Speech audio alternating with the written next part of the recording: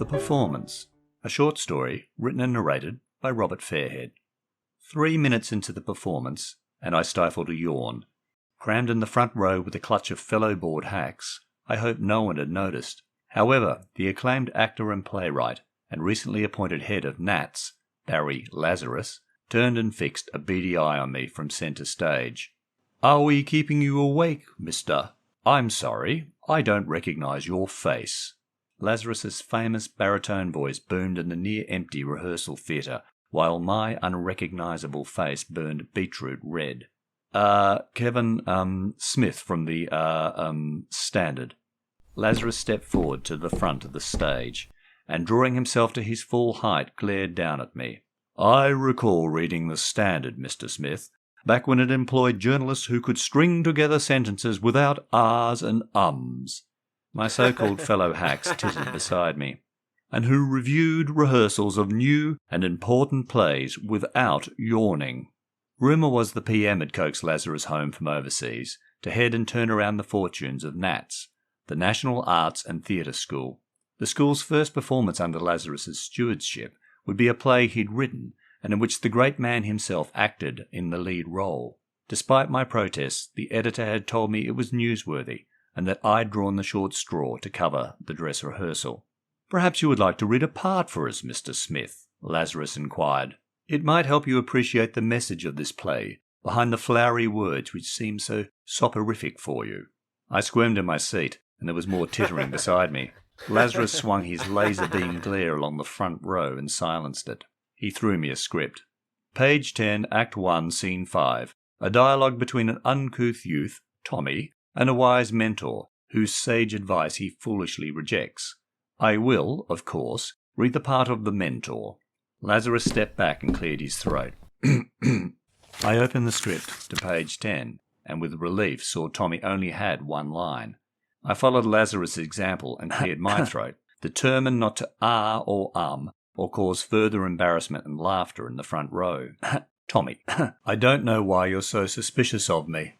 Without a script, Lazarus launched into the role of the mentor. He strode back and forth on the stage as if he owned it, gesticulating expansively, and delivering lines with power and gusto. Like the student actors and my fellow hacks, I couldn't take my eyes off him during the performance. And then, as sudden as dousing a spotlight, the scene was over. Lazarus towered above me at the front of the stage again. "In future, Mr. Smith, drink coffee before attending rehearsals, and let a play develop before you yawn." I nodded dumbly and handed back the script. Lazarus returned to the cast, who applauded him, and I picked up my notebook and wrote, "Barry Lazarus is magnetic on stage."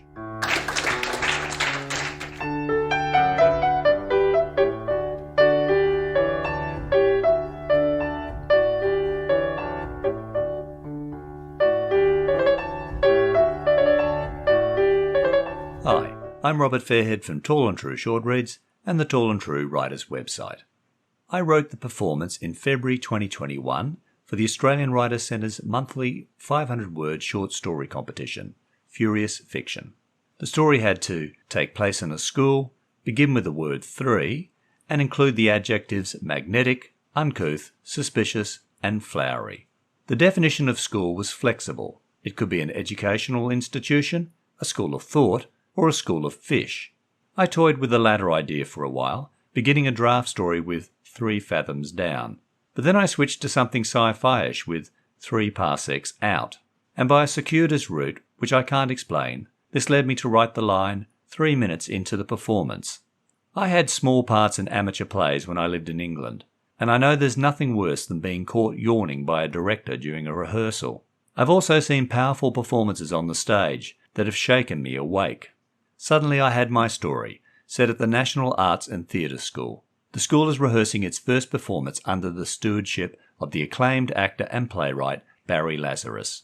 A young, caffeine-deprived journalist draws the short straw to cover the dress rehearsal, and Lazarus spots him yawning in the front row. He invites the journalist to read a part in the play and see beyond its soporific beginning. As for the adjectives, I trust you didn't yawn and miss them in the story. I hope you enjoyed the performance, like the student actors and hacks. You can read this and all my short stories, blog posts and other writing at tallandtrue.com. The next episode of Tall and True Short Reads will be in your podcast feed shortly. In the meantime, please check your feed for earlier episodes, and follow or subscribe to the podcast and rate and review it via your favourite listening app. And don't forget to tell your family and friends about Tall and True Short Reads and the Tall and True Writers website.